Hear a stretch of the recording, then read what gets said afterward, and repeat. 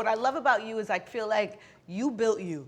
Yeah. Like, I mean, God built you, Yeah, of course. for sure. But I mean, you really have taken like, you're funny. Did you always know you wanted to do this? Like, where did this even come from? And how did you create this business and this career that you have? Yeah, I've always wanted to be in the entertainment industry, but radio was my passion. I went to school all 4 years for communications, and then I had my own radio show called Lounge 22, where we play the sexy and smooth R&B from the 80s, 90s, and today. Hey. So we did all of that on my campus, and then after that, life began. You know, I got out of college. I had no connection to a radio station. You know, I was working in programming, interning right after college. Thought I was going to be that girl leaving school. End up being depressed. End up having nervousness. End up in my head like, oh my God, what I'm gonna do? You know, my mom's a pastor, so she's like, you know, God said you're gonna be in the arts. So I'm like, God, when you gonna show me what arts? You know. Yeah. And I was like, you know, I'm gonna figure this out. I'm gonna do comedy. God's just telling me to move and have faith and do it. And I did that, and I tried to figure it all out. And I worked at Fairfair Marriott. I worked at Dollar Trees. I worked at all the trees. Not the Dollar Tree. Dollar Tree. Worked all over the place. And then after that, I kept hearing music in this building, and I was working at. And I was like, who's playing this music? And come to find out, it was South Coast Music Group. And then they had Baby Jesus. And then I was his admin. Now he's called DaBaby. You know, so I was assisting DaBaby at the time, back in 2017. DaBaby. Yeah. Had you as an assistant. And you were fresh out of college. Fresh. 2017. Were you a good assistant? I got fired. Right. What did you do that got you fired? I wasn't focused on that job. Like you don't give me assistant vibes. Yeah. Like I wasn't focused on I mean, with the glasses, maybe a little bit, but not really. You know, but I wasn't focused. And I think they knew that, you know, when I came in, like this girl wants to be a comedian. She wants to be in the entertainment industry herself. Yeah. But we're happy that she's here to help us because I graduated already. So I had like little college connections, and Baby Jesus back then was trying to get into the college rim of things, and I was helping him, you know, and still doing little radio plays for, you know, Arnold Taylor, and, you know, he was just like, you're going to have to slide off. You know, this ain't where you... Have you seen DaBaby since any yes, of this? Oh, all the time. We talk all the time. So it didn't end badly? No. They were just like, you can't do this anymore. Yeah, he didn't fire me. Okay. Arnold did. And it was just like, V, go ahead and focus on that comedy. So and then me and Arnold was like this. Oh, so, still? Yeah, oh, so we didn't have any bad ending. Good. It was just like, he pushed me to my greatness. You know, he was the one that says, you got to go.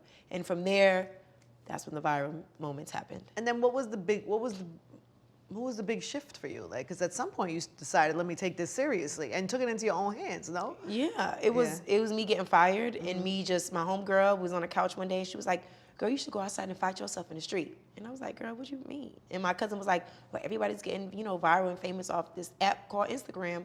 Get on there. And then from there, that's when I was on Baller Alert Hollywood, like fighting myself in the street. Then they put the Pokemon in me. And then I'm like fighting the Pokemon. Like that was 2017. I'm like, what? Wow, that long ago? So from there, I got my first brand ambassador, you know, with the hair company. But I was still short off my rent, you know. I was still trying to figure out like, what do I do? So doing that and had to go to work at Fairfair Marriott. So.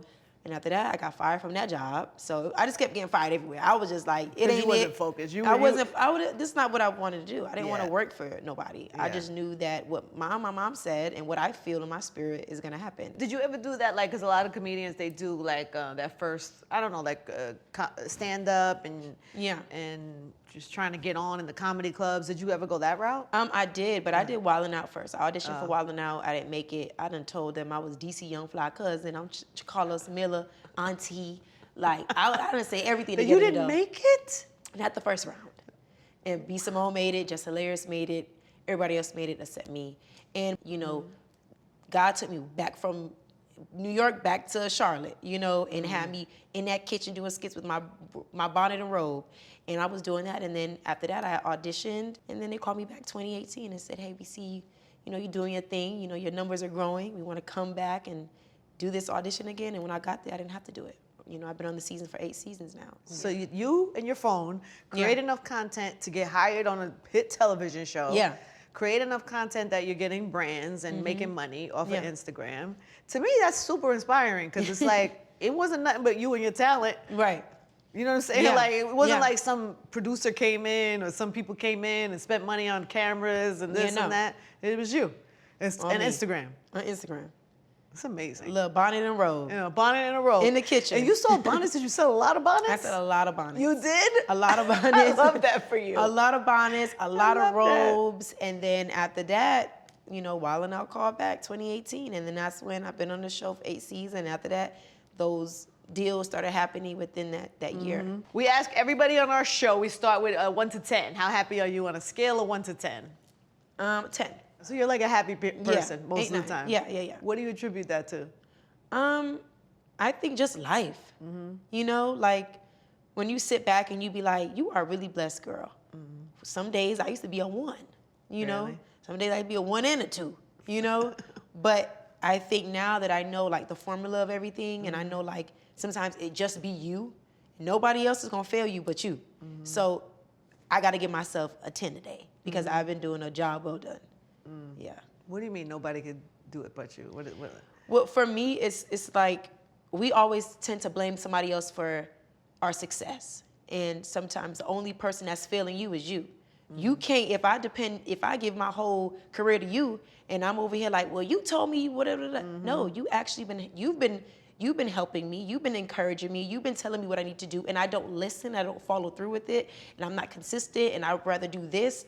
Then who is failing you? Yeah. Just me. I'm the one. Yeah. You know, you come out your busy schedule to give me the formula, the encouraging words, the investing, and I don't know what to do with it. Like, no, all that. That's what they say. Jay-Z, meet Jay-Z, or you got $1 million. I'm gonna go meet Jay right quick. You're gonna leave the $1 million? For sure, because I know that I would gain some knowledge from it. I know that he would tell me what to do, how to do it, and I'm gonna be a student in that setting to take those notes. Just like here, like if you give me some gems today, I better go back to Atlanta and say, you know what, Angie did this. And if I don't do it, then you're the one who's procrastinating your own dreams. Yeah. Hey guys, thanks for watching. Make sure you subscribe, like, comment, and check out all of the other episodes we have on Angie Martinez IRL podcast.